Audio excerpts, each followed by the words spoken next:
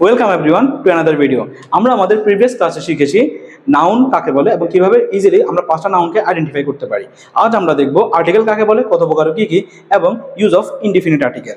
প্রথমত হচ্ছে যে আর্টিকেল কাকে বলে, আমরা এটা সবাই জানি, এ এন দাকে আর্টিকেল বলে। আর্টিকেলের কাজটা কি? সে নাউনের পূর্বে বসে নাউনের নির্দিষ্টতা বা অনির্দিষ্টতা প্রকাশ করে। আমরা যদি আর্টিকেলকে ভাগ করতে যাই, আর্টিকেলকে দুই ভাগে ভাগ করে, যেমন ইনডিফিনিট এবং ডিফিনিট। ইনডিফিনিট কি কি? যেটা অনির্দিষ্টতা বোঝায়, যেমন এ এন, এবং ডেফিনিট কি? দা। এখন আমরা একটা সহজভাবে মনে রাখতে পারি, ইনডিফিনিটের মধ্যে শুরুতে এন আছে, এ বা এনের মধ্যে এন আছে। আশা করি মনে থাকবে। আমাদের আজকের ক্লাসটা হচ্ছে মূলত ইউজ অফ ইনডিফিনিট আর্টিকেল। যে ইনডিফিনিট আর্টিকেল কখন বা এবং কোথায় বসে।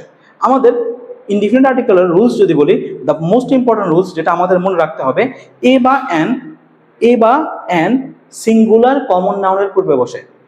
এগেন, সিঙ্গুলার কমন নাউনের পূর্বে বসে। সিঙ্গুলার কমন নাউন কি?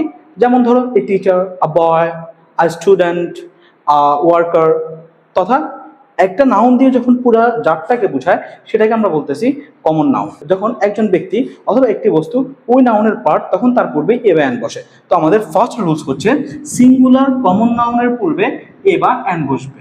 যেমন he is a student. Student একটি কমন নাউন এবং হি একজন, সেই স্টুডেন্টের পার্ট, যার কারণে এখানে আর্টিকেল এ বসছে, ইনডিফিনিট আর্টিকেল। আর আমাদের এটা মাথায় রাখতে হবে, ভাওয়াল সাউন্ড তথা A E I O U, A E I O U এই পাঁচটি সাউন্ডের পূর্বে, not the letter, A E I O U লেটারের পূর্বে না, এ ই আই ও ইউ এই পাঁচটি সাউন্ডের পূর্বে আর্টিকেল এন বসবে, এবং বাকি যে 21টা সাউন্ড আছে তার পূর্বে এ বসবে। আশা করি তোমরা এই রুলসটি বুঝতে পেরেছো।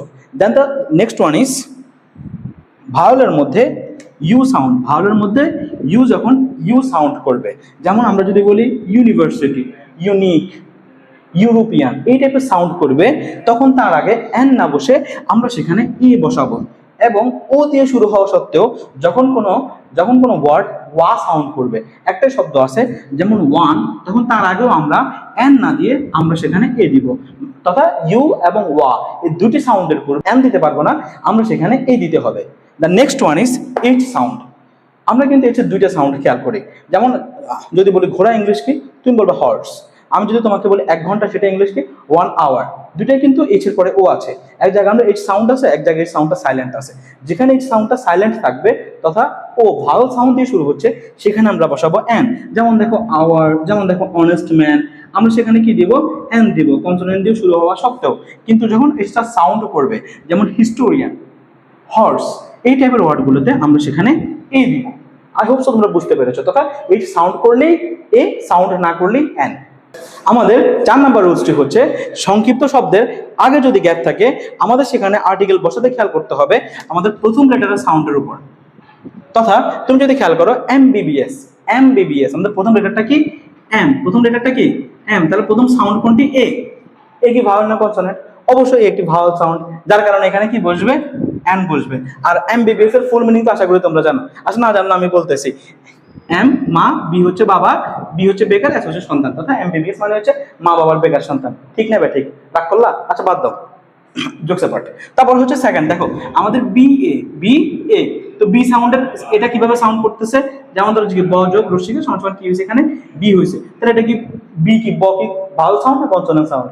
অবশ্যই কনসোনেন্ট সাউন্ড, যার কারণে এখানে কি বসবে?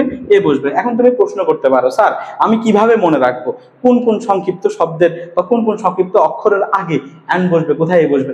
তোমার জন্য তো অ্যান্সার আছে, তাই না? তুমি মনে রাখবে যে লিওনেল মেসি সৌদি আরব না গেলেও সে রোজা রাখে। লিওনেল মেসি রোজা, তথা এইখানে যে লেটারগুলো, এই যে অক্ষরগুলো তুমি দেখতে পাচ্ছ, এই অক্ষরগুলো যখন শুরুতে বসবে সংক্ষিপ্ত শব্দের ক্ষেত্রে, এই সবগুলোর আগে এন বসবে। যেমন ধরো এইচএসসি, এইচএসসি এইচ দিয়ে শুরু হলে তার আগে কি হবে? N, HSC candidate. আশা করি বুঝতে পারছো। আমাদের 4টা রুলস দিয়ে আমরা খুব সহজভাবে শিখে নিয়েছি ইনডিফিনিট আর্টিকেল কোথায় বসে এবং কিভাবে বসবে। আমাদের পরবর্তী ক্লাসগুলোতে ইনশাআল্লাহ আমরা শিখবো ডেফিনিট আর্টিকেল কোথায় বসে আর কোথায় আর্টিকেল বসাতে হয় না। আর এরকম ভিডিওগুলো পেতে ঠিক বিকেল 4টায় চোখ রাখতে হবে এক্সেলেন্স একাডেমির পেজে। আর ফলো দেওয়ার কথা কিন্তু অবশ্যই ভুলবা না। Excellence academy, education for excellence.